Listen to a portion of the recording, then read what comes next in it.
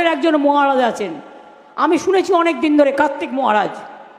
ভারত সেবা সংঘকে আমি খুব শ্রদ্ধা করতাম, কিন্তু যে লোকটা বলে আমি তৃণমূল কংগ্রেসকে এজেন্ট বসতে দেবো না, সে লোকটাকে আমি সাধু বলে মনে করি না।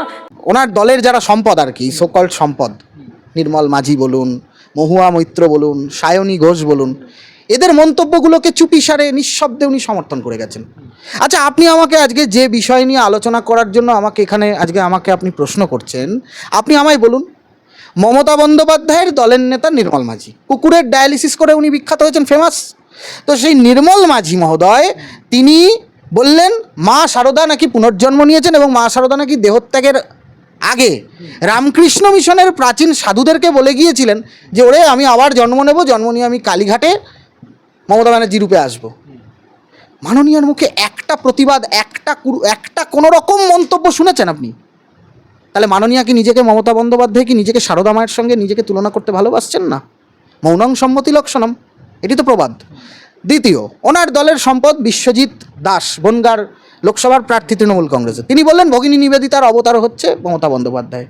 উনি একটা প্রতিবাদ করেছেন? কোনো প্রতিবাদ করেননি। ওনার বাড়িতে ঘটা করে প্রতি বছর কালী পুজো হয়, সেই ঘটা করে কালী পুজোর ভোগ রান্না করেন যিনি সারাদিন নির্জলা উপবাস করে, সেই মমতা বন্দ্যোপাধ্যায়ের দলের কৃষ্ণনগর লোকসভার সাংসদ, যিনি পরবর্তীকালে সাংসদের পাসওয়ার্ড গোপন তথ্য পাচারের দায়ে অন্য দেশে সাসপেন্ড হয়েছিলেন সংসদ থেকে।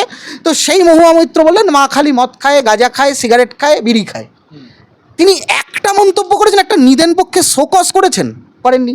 ওনার দলের যুব সংগঠনের সভানেত্রী সায়নী ঘোষ, যিনি দেবাদিদেব মহাদেবের শিবলিঙ্গে জন্মনিরোধক দ্রব্য পরিয়েছেন, একটা প্রতিবাদ করেছেন মমতা বন্দ্যোপাধ্যায়? কদিন আগে বঙ্গীয় ইমাম পরিষদ, তারা তাদের অফিসিয়াল সাইটে, এমনকি তাদের প্যাডে লেটার হেডে লিখছে যে তৃণমূল কংগ্রেসকে ভোট দেওয়া উচিত, মমতা বন্দ্যোপাধ্যায়কে ভোট দেওয়া উচিত। আমি আপনার চ্যানেলের মাধ্যমে প্রশ্ন করছি, আর কাউকে ভোট দেওয়া নয়, আমি আপনার চ্যানেলের মাধ্যমে প্রশ্ন করছি যে বঙ্গীয় ইমাম পরিষদ ইমামদের কাজ কি? ইমাম মুয়াজ্জেমদের কাজ কি?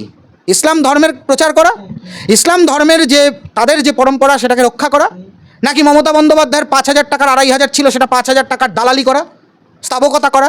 যদি ইমাম মুয়াজ্জেমরা আর তাদের ধর্মীয় পরিচয় ভুলে গিয়ে মমতা বন্দ্যোপাধ্যায়কে ভোট দেওয়ার জন্য অনুরোধ করতে পারেন, তাহলে কেন একজন হিন্দু সন্ন্যাসী হিন্দুত্বের পক্ষে বিজেপিকে ভোট দেওয়ার জন্য বলতে পারবেন না? মমতা দেবী কি একবারও কোনো প্রমাণ দেখাতে পারবেন যে মাননীয় শ্রদ্ধেয় স্বামী প্রদীপ্তানন্দজি মহারাজ ওরফে কার্তিক মহারাজ, যাকে উনি আক্রমণ করেছেন, সেই কার্তিক মহারাজ কোথাও কোনো অডিও ক্লিপিংস, কোনো স্ক্রিনশট, কোনো রকম কোনো গ্রুপের মেসেজ ওদের দলের প্রতিনিধিরা, আজকে আমি একটি বহুল প্রচলিত মেইনস্ট্রিম মিডিয়ার একটা চ্যানেলে গিয়ে শুনলাম ওদের দলের মধ্যে নাকি কোনো একটা গ্রুপের মধ্যে নাকি কার্তিক মহারাজ বলেছেন যে তৃণমূলের এজেন্ট বসতে দেবেন। আরে স্যার, তার প্রমাণ থাকবে তো, স্ক্রিনশট দিতে হবে তো। না, আমাদের হোয়াটসঅ্যাপ চ্যানেলে এইসব, আমাদের অনেক খেদে কাজ আছে, আমাদের এসব প্রচার করার দরকার নেই। শুনুন, বাংলার মানুষ বুঝতে পেরে গেছে এই সরকার, এই তৃণমূল কংগ্রেস হচ্ছে আগাগোড়া একটা হিন্দু বিরোধী সরকার। গরম পড়েছে, এই গরমে স্বাভাবিকভাবেই আপনারা দেখেছেন প্রতি বছর গ্রীষ্মের উত্তাপ বাড়ছে। এই উত্তাপ বাড়াতে যেটা হয়েছে, অনেকগুলো ঘটনা প্রবাহ একসাথে মিশ্রিত হয়েছে। কি ঘটনা? আপাদমস্তক দুর্নীতি ইস্যুতে একটা সরকার, একটা প্রশাসন, একটা রাজনৈতিক দলের একদম বুথ স্তরের নেতা থেকে শুরু করে একদম টপ লেভেল পর্যন্ত সবাই জর্জরিত। তারপরে গরম পড়েছে, প্রতিদিন হেলিকপ্টারে করে বিভিন্ন নির্বাচনী জনসভায় হেরে যাব, তারপরেও গিয়ে বক্তব্য রাখতে হচ্ছে।